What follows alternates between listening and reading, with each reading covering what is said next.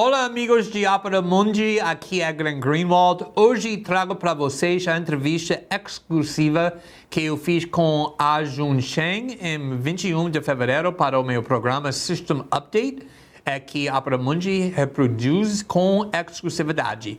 Na conversa abordamos o choque tarifário prometido pelo governo Trump, a ascensão da China, o papel dominante do dólar na economia global, a dinâmica do desenvolvimento econômico internacional, entre outros tópicos relacionados. Este é mais um conteúdo que apresento especialmente para vocês em parceria com o Opera Mundi. Espero que gostem.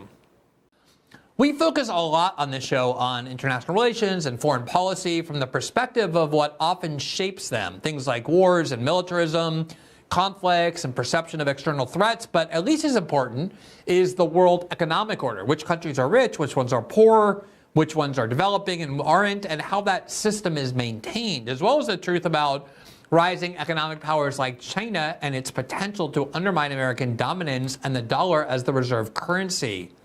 Ha-Joon Chang is a leading economist known for his very sharp critiques of international economic institutions and their defense of neoliberalism, no matter how often it fails, as well as for his advocacy for economic pluralism. He has become quite a growing sensation online with his lectures. He's a professor at the SOAS University of London and a former Cambridge lecturer. He's probably best known for his 2002 book, Kicking Away the Ladder, which examines how wealthy nations traditionally have blocked economic progress in developing countries, and his more recent book, Edible Economics from 2022, which uses food to explain economic ideas. In addition to all of these topics, we sat down with him last night, and he helped us understand the likely implication of Donald Trump's proposed tariffs and protectionism as a basis for his economic policy, as well as the reason basic economic literacy is so important in democracy, and yet how often it is deliberately made inaccessible through things like jargon and excessive statistics and basically a reliance on all sorts of terms that are designed to keep people away. He has made it a life work to elevate economic literacy. I found the conversation with him very interesting. I think you will as well. Before we get to that, just a few programming notes. First of all, we're encouraging our viewers to download the Rumble app. Once you do that, you can follow the programs you most like to watch on this platform. And then once you do that, if you activate notifications, which we hope you will, the minute any of those shows that you follow begin broadcasting live on the platform, you'll be notified by email, text, however you want. You just click on the link, begin watching the show only once it's actually live on the platform. It really helps the live viewing numbers of every Rumble program, and therefore the free speech cause of Rumble itself. As another reminder, System Update is available in podcast form. You can listen to every episode 12 hours after the first broadcast live here on Rumble on Spotify, Apple, and all the major podcasting platforms, where if you rate, review, and follow our show, it really helps spread the visibility of our program. Finally, as a show of independent journalism, we really rely on our locals community, our members and supporters, in order to make this show possible. If you join that locals community, you get access to a whole variety of features, including the fact that typically we've had 2 segments on the show. We've been adding a 3rd segment, as we did on Wednesday night, that streams exclusively on the locals platform. And if you're a member, you get access to that. It's a place that we put a lot of original written content, video interviews and segments we don't have time to broadcast here. We have a lot of interactive features to enable us to talk to you throughout the week about various things. It is a place where we publish written, professionalized transcripts of every program we broadcast here. We publish those the next day. And when we have breaking news and original reporting, as we did yesterday with our story on the lawsuit of Trump's media company and Rumble against a Brazilian Supreme Court judge for censorship that's being brought in an American court, a very novel legal theory, but perhaps a very consequential one. We broke that story in Folha of São Paulo, the Brazilian newspaper, obviously in Portuguese, but then published an English version of it here on our locals platform. That's the place we publish that as well. And most of all, it's the community on which we most rely to support the independent journalism that we do here every night. Simply click the join button right below the video player on the Rumble page, and it will take you directly to that community. For now, welcome to a new episode of System Update, where we're sharing our conversation with a professor about economic relations that I highly recommend watching, starting right now.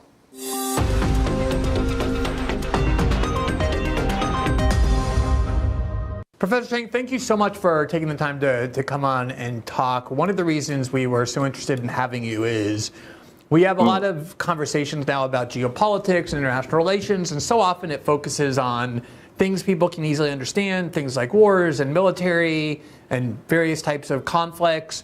Obviously, a huge part of geopolitics and the international order is the scheme of wealth that various countries have or don't have and has always been. And a lot of your work has become quite popular. I think Kicking Away the Ladder, the 2002 book, is among your best known. And for me, that provides one of the best explanations to understand why some countries are rich and why some are poor, and kind of how there's a system to ensure that stays the same. Can you talk about that for people who haven't read that book or are familiar with your work? Yes, the book was published in 2002, so it's quite a bit old now. But there I was pointing out that, this was the high noon of the neoliberalism, when the rich countries were lecturing developing countries, oh, don't use stupid things like protectionism, don't use the state-owned enterprises, don't have government meddle with business. But then I tried to show that these are actually exactly the policies that the rich countries themselves use in order to get where they are today. And now them telling the developing countries not to use these policies is like someone using a ladder to climb to the top and kicking the ladder away so that other people cannot follow. The most famous and most robust argument for using protectionism is known as the infant industry argument. And that argument says the government of a developing nation needs to protect and nurture its young industries until they grow up and compete in the global market, in exactly in the same way that we protect and nurture our children until they grow up and can compete in the adult labor market. I mean, of course, that in poor countries, a lot of children work from the age of 5 or 6, but this means that they can get educated, they cannot acquire high skills and so on. So it actually, if you can do it, it pays to send these kids to school rather than sending them to work. And very interestingly, this logic of infant industry protection was invented by an American, and not just any American. He was called Alexander Hamilton, the very first Treasury Secretary of the United States of America. And he invented the term infant industry protection. Initially, a lot of Americans were not convinced by this, especially people like Thomas Jefferson said, this guy is insane, that we can export our cotton and tobacco, of course, never mentioned the slaves, and import the manufactured goods that are cheaper and better, even considering the considerable transportation costs, than what these Yankees can produce. So why should we subsidize these inefficient Yankee manufacturers? So it was initially rejected, but over time, the Americans figured out that actually this is what they need. And from about the 1830s till the Second World War, most of the time over that 120-year period, the United States was the most protectionist country in the world. So I was revealing this history. I mean, it wasn't just the U.S. I mean, Hamilton got his ideas from the British practices. Germans later developed Hamilton's theory and used protectionism quite heavily in the late 19th centuries. The Swedes and later the French and the Japanese and more recently Koreans and Chinese and so on. So I was basically pointing out this hypocrisy in which these countries are actually telling developing countries not to use the exact same policies that they used in order to climb to the top. It wasn't just protectionism. It wasn't just tariffs, but there were a lot of other policies like use of state-owned enterprises, the strict regulations on the foreign investments, and other things. That caused a bit of a wave in the international policy debate, because the developing countries could tell the rich countries, look, why are you telling us not to use these policies when these are exactly the policies that you guys used in order to get where you are today. You know, it's interesting when you kind of take those principles that you just described, these historical and economic principles, and apply them to specifics.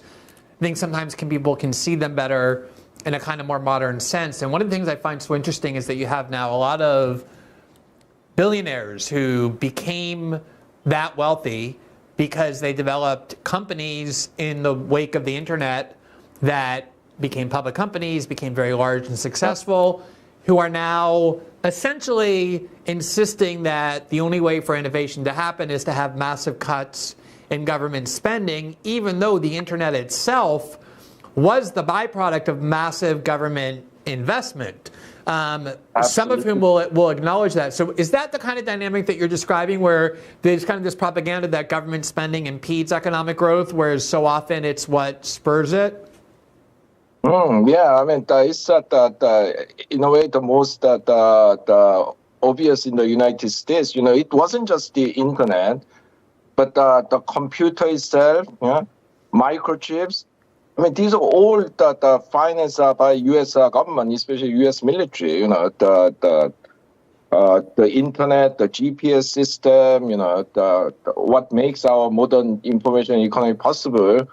These were all invented with the government money, and there's a reason why the Silicon Valley is where it is. Yeah, because this is where a lot of U.S. defense research, especially built around the jet propulsion, the laboratory that was conducted. And this is like, once again, the people rewriting history in the most convenient way. I mean, they lived on government support in the beginning, and then now that they are bigger and don't need the government as much, although it does need government. You know, the U.S. government is still pouring huge amount of money into the military research, which spills into the civilian the industries. Yeah, I mean, it gives a huge protection in the form of the patent system. You know, and copyright system, without which these companies wouldn't have the monopoly they have. So actually, they still need the government, but of course they only want the protection and not the obligations. So now they say the government is bad. Yeah, in fact, most of those companies not only exploited the technology developed by the government, but continue to rely on massive government contracts, particularly with military, but with the intelligence. You know, you have Palantir and all these, adjacent companies that are on this kind of austerity kick. Everyone needs to lose their benefits. Every government agency needs to be cut, except for our massive contracts with the CIA and the Pentagon that are worth many billions of dollars. The enforcement scheme you were describing earlier, how rich countries sort of dictate this economic dogma to poorer countries, that they know themselves, the rich countries, aren't what produces growth. The mechanisms by which they do that have been these kind of international institutions like the World Bank and the IMF. And oftentimes the message is, well, we've fostered this dependency, you're relying on a bunch of our loans and bailouts, and as a condition, we kind of demand that you just cut all services for your citizens, investments in your society. We want to see massive austerity, no more government spending. Is that done, do you think, with a kind of intention to maintain these countries in a sort of dependent state, or is it just a misguided but well-intentioned way of trying to help these countries grow? Yeah, it's a mixture of things, because there are a lot of misguided goodwill. There are these people who truly believe that the United States and other rich countries develop on the basis of free trade and free market. There are economies who believe that government is bad and so on. So yeah, some of it is misguided goodwill, but you have to ask the question: if it's so misguided and have produced terrible results because the World Bank, IMF programs have basically wiped out economic growth, increased inequalities, and created all sorts of problems in almost all the developing countries where they were involved, then at that point you will have to ask,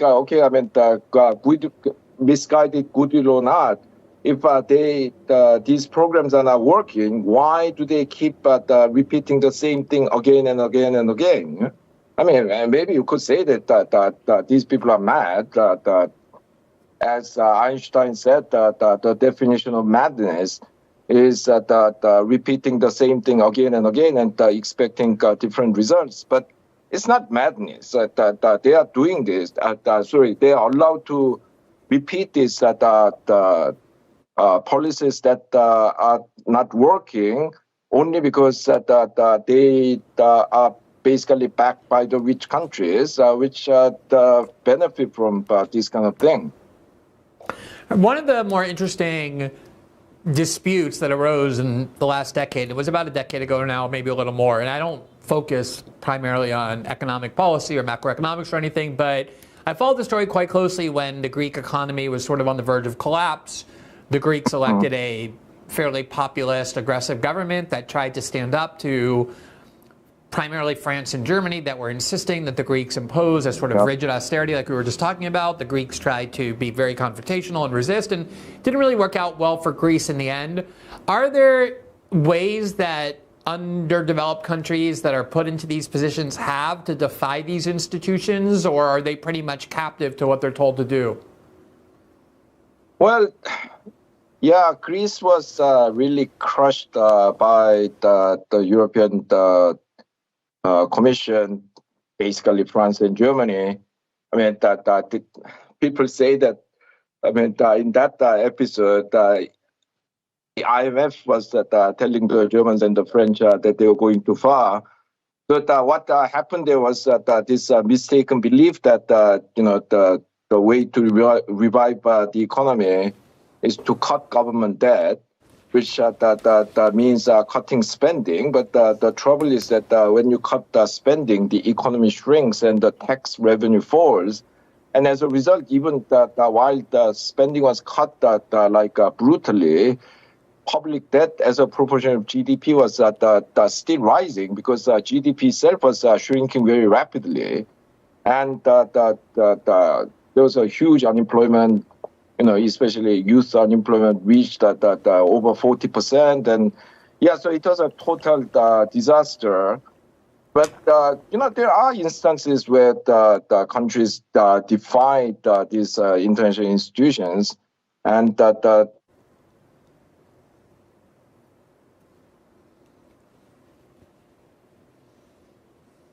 Asian financial crisis. And instead of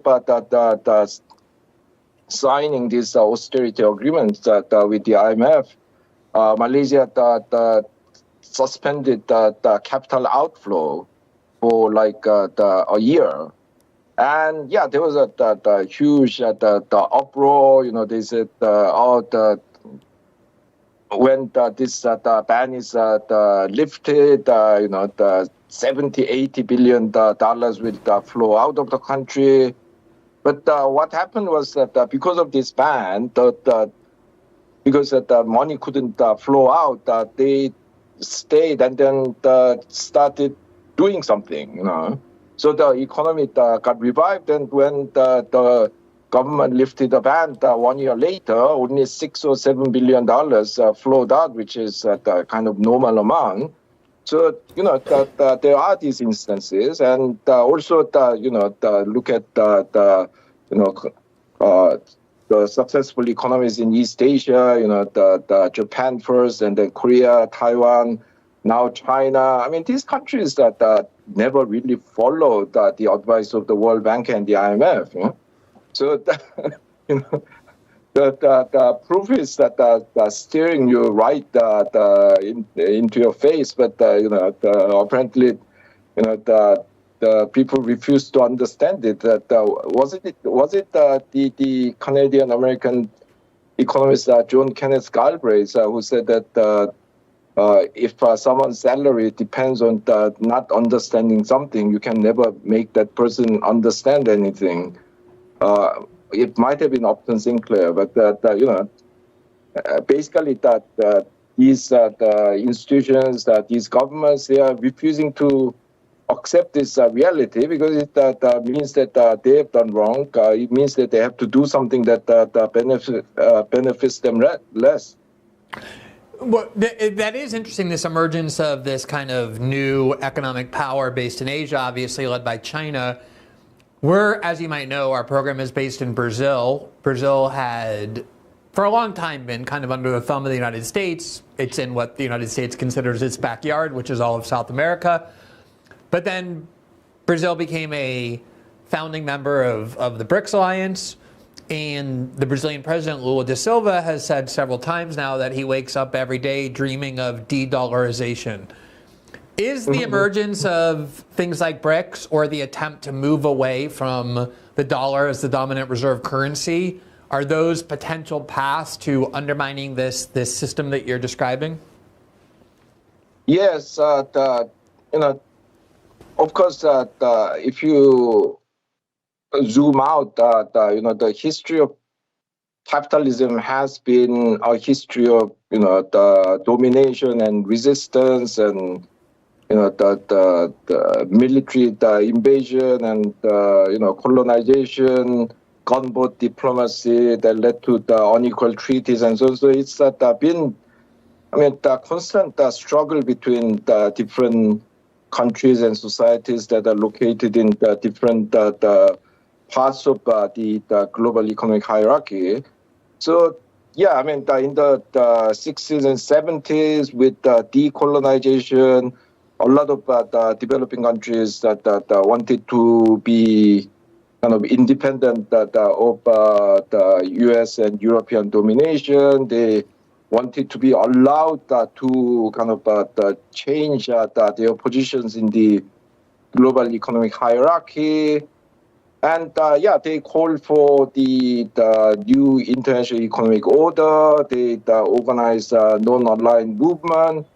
Unfortunately, all of this was crushed in the 80s and 90s with the third world debt crisis, starting with the Mexican default of 1982. And especially countries in Latin America and Africa basically kind of being forced to implement this World Bank, IMF policies, which basically created decades of stagnation and social unrest. Now, with the recovery from that phase and with the rise of China, with the kind of revival of some of the developing economies in the 21st century, these countries have started demanding a different arrangement. So there's BRICS, also G20, which was created when the rich countries are in big trouble after the 2008 financial crisis. There has been, the creation of new developing country-focused financial institutions, very often led by China, the Asian Infrastructure Bank, the New Development Bank, so things are quite different. In the 80s and 90s, if you didn't agree with the World Bank, you didn't get money, because there was only one bank in town, and it was called the World Bank. Now there are different banks. Now there are different countries with slightly different views that about development, like say South Korea giving foreign aid, now China is rising. Brazil is becoming quite assertive. South Africa, well, in its own way, is trying. So yeah, I mean, I think this is the a time of the great the global geopolitical shift. But when it comes to dollar dominance, I'm afraid that it's going to be a while before it can be changed, because once you become the dominant currency, I mean, it gives you so much the kind of extra power even without you trying.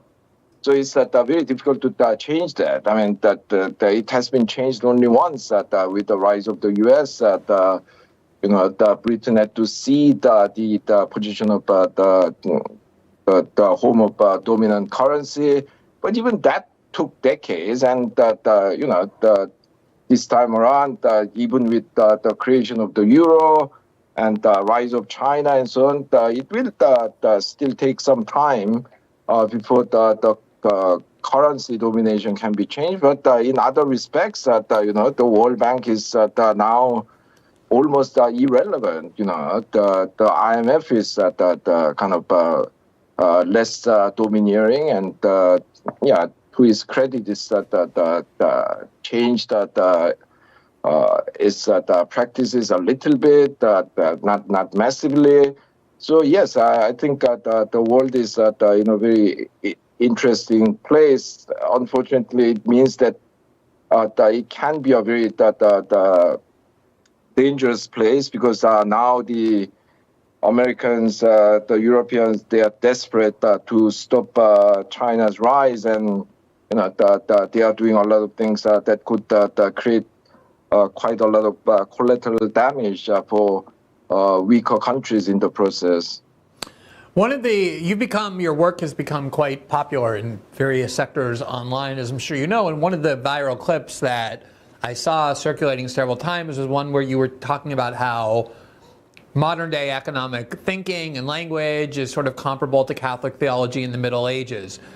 And the thing that I thought of when I heard that was the very first U.S. presidential election that I really paid close attention to, it was, in my young adulthood, was the 1992 presidential election, where you had the Democrat Bill Clinton and the Republican George H.W. Bush, who were in full agreement on the virtues and the sanctity of free trade. And then this was at the time of NAFTA and the like. And then you had this third party candidate who was kind of treated as a crazy person, Ross Perot, a Texas billionaire, who was saying NAFTA will gut out industrial jobs and factories and good paying middle class lives for Americans. And then, 20 years later, everyone agrees that the major problem is that we have massive deindustrialization. All these towns are shuttered. The middle class has kind of withered. Very prescient. At the time, I didn't know who was right, but it seems very clear that the NAFTA opponents were. And yet any attempt still, even after all of that, to question the tenets of free trade and the necessity of having full-scale free trade, it drives people insane, like it's some kind of an outrage. Is that the sort of thing you were talking about with this middle-age theology? And can you kind of expand on what more you mean by that?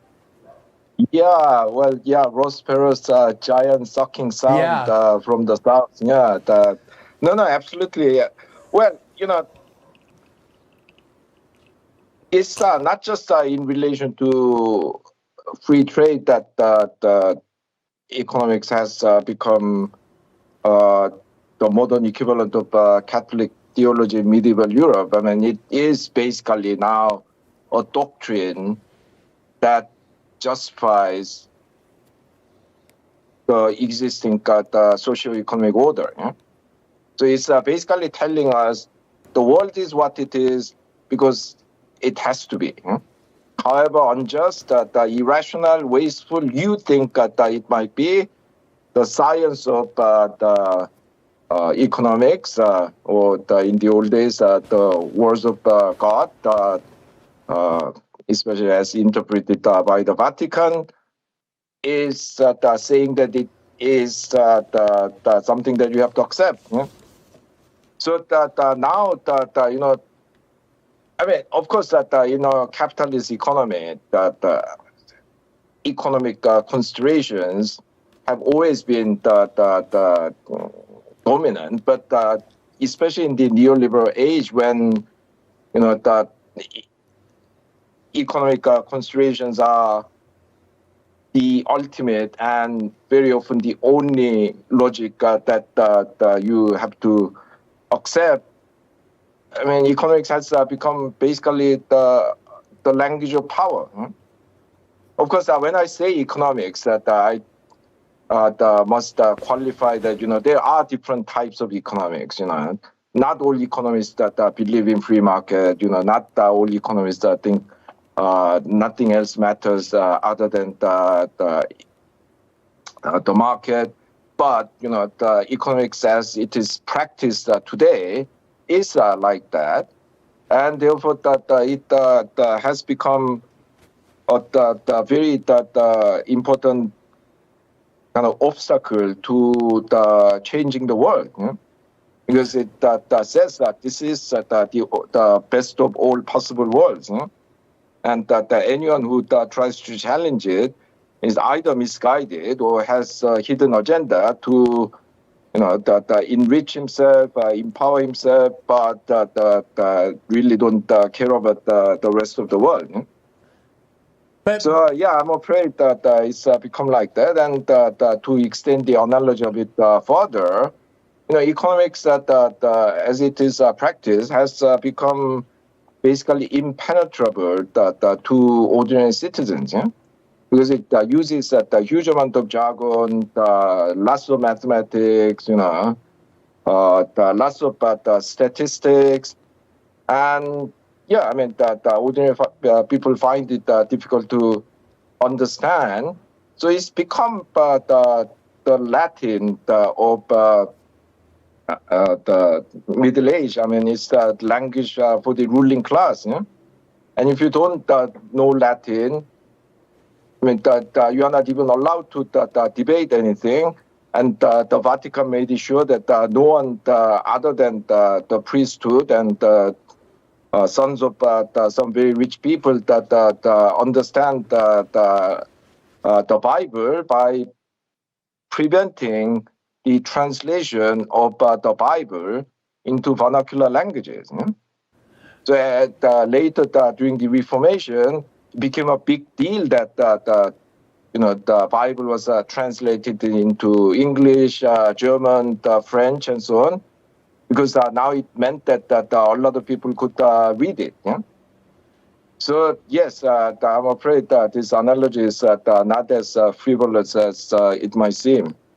Well, it's interesting, though, because although that's clearly accurate in terms of how economic theory and economic thinking has gone, especially in the West and in these institutions we've been describing, but probably even globally, you now have a new American president who ran on a campaign very hostile toward free trade and very favorable to protectionism and tariffs, and explained it in a way that enough people could understand it that they voted for him, believing that tariffs would protect American industry, would enable its reemergence, the return of jobs. And you have these establishment economic outlets like the Wall Street Journal and those types, the neoliberals and sort of the classic conservative economic dogmatists who are horrified and outraged by what's coming out of the Trump White House with regard to protectionism and free trade and tariffs. What do you make of his and his administration's approach to these questions?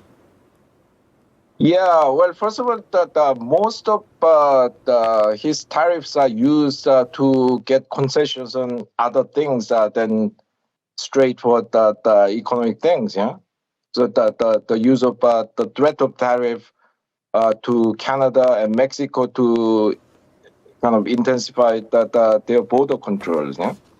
But insofar as it is used for economic purposes, I think it's very poorly conceived and will backfire. Most immediately is going to increase the inflation. Yeah? Especially if you impose tariff on Chinese imports, which account for a big proportion of the U.S. consumer products.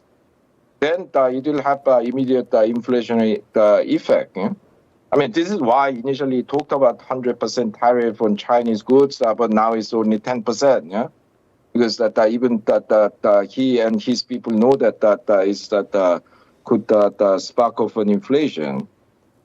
But in the long run, this importation of the cheap, good quality consumer products from China has been one of the most important factors in the modern neoliberal American political economy, because wages have been suppressed for the last 50 years. Yeah? The U.S. Median wage fell from the mid-70s till the mid-90s, and then it started rising again, but recovered its 70s level only a few years ago. You know? And in that story, of course, another the important role was played by the ballooning of credit card and other consumer debts, but the availability of these the cheap Chinese goods were very important. Yeah? Now that if you impose the tariff on the Chinese goods, I mean you'll have to pay your workers more. You know? How are you going to cope with that? So it actually could undermine the whole neoliberal economic system. Now he says this will rebuild the U.S.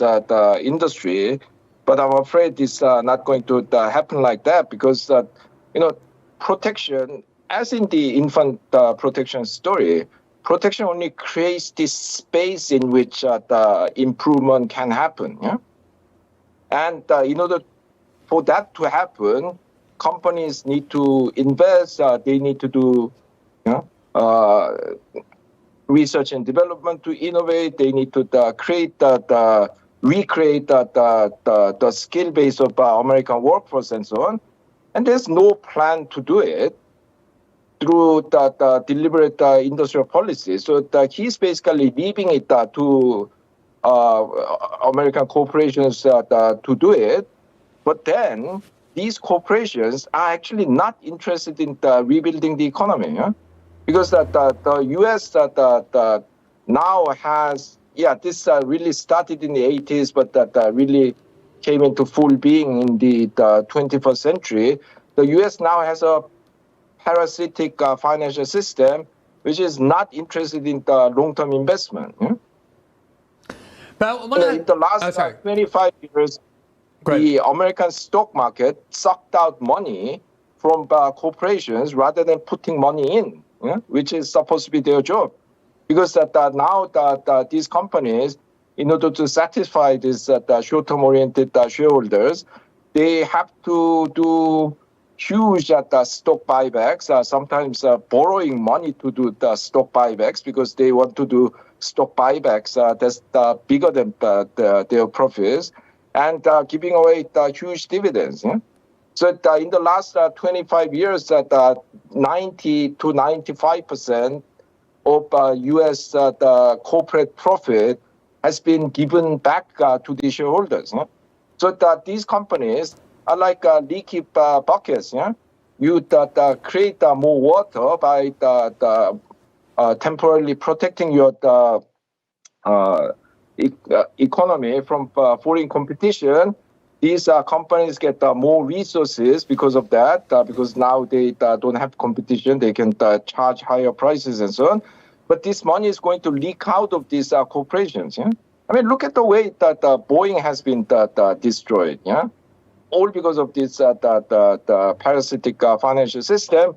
So I'm afraid that it's not going to work. It's not to go back to the infant industry, the analogy, although in the current U.S. case is not an infant, it's kind of the revival of an old person. I mean, it's not enough to go to the school. The kid has to study. You have to provide incentive and punishment to the kid so that it puts adequate hours and concentration to study. I mean, what Trump is doing now is like sending the kid to school, but letting the kid decide what he wants to do. So when he goes to school, he will skip classes and not concentrate. So yeah, I mean, good luck to the revival of U.S. industry. I'm afraid I don't see it happening. I just have a couple more questions. I want to talk about what you just said and what you talked about before in this comparison to Roman to Catholic dogma and theology and the like, which is that if you had a set of pieties or orthodoxies in a particular field that was producing positive outcomes, you could almost understand why there weren't a lot of people questioning it or challenging it because it's working.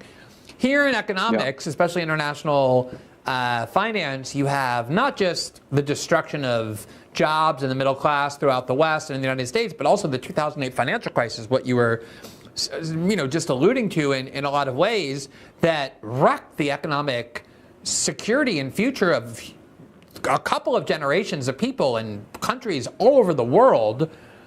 And you would think it would prompt a re-examination of a lot of these unchallenged premises. And yet one of the things you describe is this kind of oligopolistic system of economics to prevent these principles from being challenged, I suppose because they actually have worked well for a certain group of people who have an interest in perpetuating them. But how does that work, this oligopolistic system to preserve these pieties and make sure there's no challenge to them?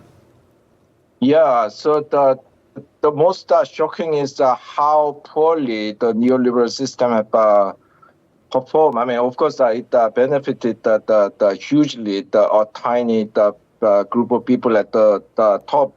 But, compared to the days of so-called mixed economy, the period between the 1950s and 70s when there was a lot more government regulation. The top income tax rate in the U.S. was 92% in those days. Yeah, and there were a lot of the strong state involvement in the economic development, industrialization all over the world, not just in developing countries, in the U.S., in Europe.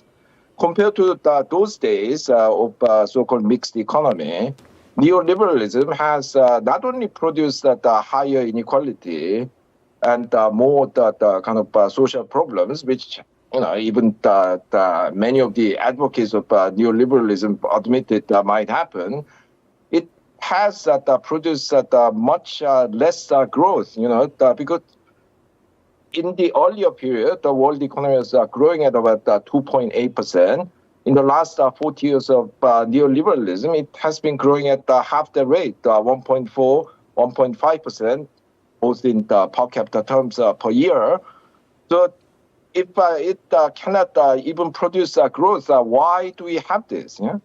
So that's the biggest mystery. But of course, those who benefit from it have all the interest in the world to defend it. So they, basically the finance, the kind of politicians who support their agenda, it's more blatant in the U.S. Because there's a lot of money flowing around in the U.S. Politics legally. In other countries, it's a bit less, but those who have money have a huge influence on the government policy. They control the media. And they making sure that people are kind of indoctrinated into believing that this is the best of all possible worlds by making sure that the right kind of economists are given the Nobel Prize, the right kind of economists that given the faculty positions in top universities, the right kind of the economists that write in the financial press and the pontificate on what is a good economic policy. And yeah, above all, I mean, they have basically found a trick in diverting people's attention away from economics by creating all kinds of the kind of single issue the debates on gun control and abortion and the culture war and wokeism and so yes, I'm afraid that this is why I have been on a personal mission in the last couple of decades to propagate mass economic literacy, because in the kind of society we are living in, without everyone knowing at least some economics, democracy is meaningless. I mean, it becomes like voting in a talent show. Oh, I like the look of that guy. I mean, he has a beautiful voice or whatever. I mean, it's not about the substance, because those who have power and money do not want people to think about the substance. With my last question, I'd love to have you back on because it's been super enlightening, but which I expected it to be. But I want to ask you about China, because I remember in the 1980s in the United States, or into the 1990s, the overwhelming economic discourse was about fear-mongering about Japan and its rising economic power. They're buying all of our buildings. They're taking over our industries. There's no stopping them. And apparently there was some stopping them, because none of that really happened, these scenarios that were depicted. But now we're hearing very much the same thing, the same kind of rhetoric about China, that they're rapidly growing so fast that they're going to have parity with the United States in terms of purchasing power. They're going to be this unstoppable economic force. There's a lot of talk about them having to be our implacable enemy and at least Cold War type competitor or adversary. What do you think from a Western perspective and an American perspective is the right way to understand what one might call the threats or challenges posed by a rising China? Yeah, I must declare at the beginning that I'm not a fan of any country. I'm a citizen of South Korea. Korea has been bullied by, everyone around us for the last few thousand years. Chinese, Japanese, the Mongols, the Manchus, and the Huns, and the later Russians and Americans. So whatever I say about Japan, China, and so on, is not because I'm particularly fond of or hate that particular country. I hate all the countries equally, if you want me to put it that way. So, yeah, the rise of Japan was halted partly because Japan got bullied into opening its the financial market, and accepting huge the revaluation of the currency in the 1985 Plaza Accord. So once that happened, there was a huge financial bubble. It burst. The Japanese didn't manage the aftermath very well, and then the economy went into permanent kind of depression. And it was seen off in that way. And that happened, maybe mainly, if not even not partly, because Japan was dependent on the U.S. On the military. Because when they lost the Pacific War, they were forced to signed this the constitution, which prevented it from having a sizable army, and then the U.S. military is stationed in Japan, and so in that sense, it's even though it was rising economically, it's the political position was subordinate that of the U.S. China doesn't have that problem. And actually, from Chinese point of view, the U.S. is the aggressor, because basically China is surrounded by, U.S. Navy and Army bases, almost all across this border, except the one that it share with Russia. You have the U.S. Army stationed in South Korea, as well as the air forces, the the South China Sea is kind of covered with the U.S. Navy presence, and you name it. Yeah. So China is not going to play that game that Japan had to play. Yeah? So it's not going to accept the financial liberalization, which is the easiest way to undermine the rising economy, because China, does not have the kind of the financial power, and I'm not just talking about money, but the financial institutions and the skills that people who work in the financial industry has, and so on, that you can mobilize to fight the American financial power, whereas that it can, and it is fighting the American the power in terms of production and international trade and so on. So my prediction is that China will not play that game, which means that a big problem for the U.S.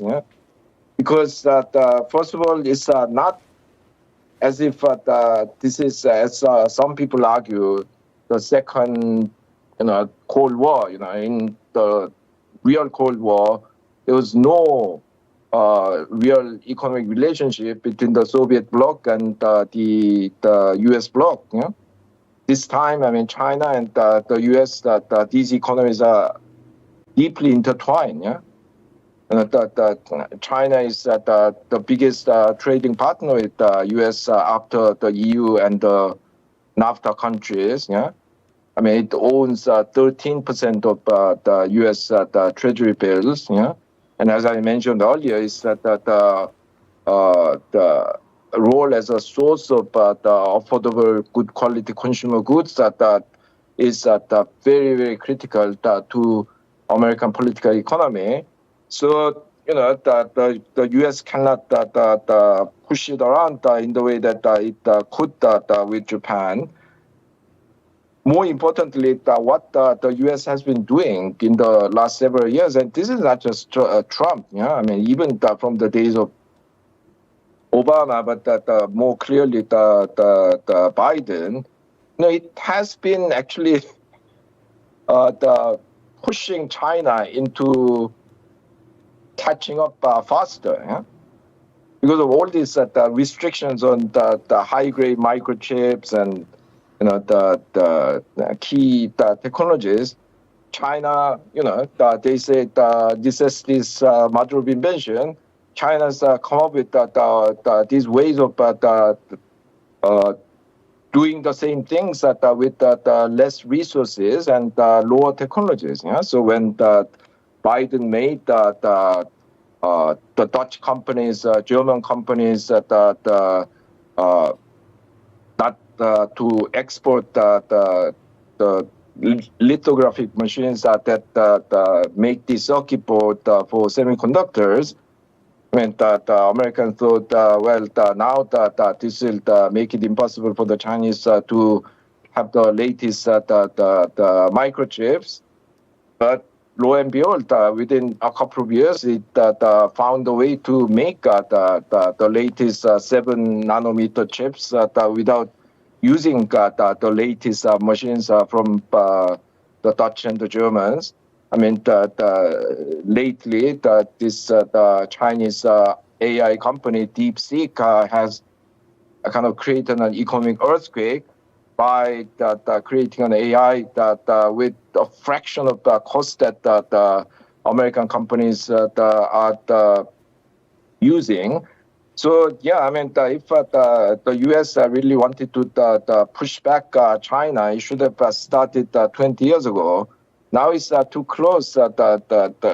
Putting more pressure on China will not necessarily, but most likely to bring forward the day when it catches up with the United States and the rest of the world. And this is why the U.S. and the EU are panicking and breaking all the rules of the WTO and other international institutions that they were so insistent on upholding, because now they are desperate to fend off China. But without a coherent industrial strategy and without reforming the leaky, parasitic financial system, I'm afraid that they are not going to be able to do that. All right, Professor Chang, it's always good to have one's economic literacy raised, and in the spirit of doing that, we will show everybody who's watching where they can follow your work. We really appreciate you're taking the time to talk to us. We'd love to have you back on as well. Thanks so much. Thank you. All right.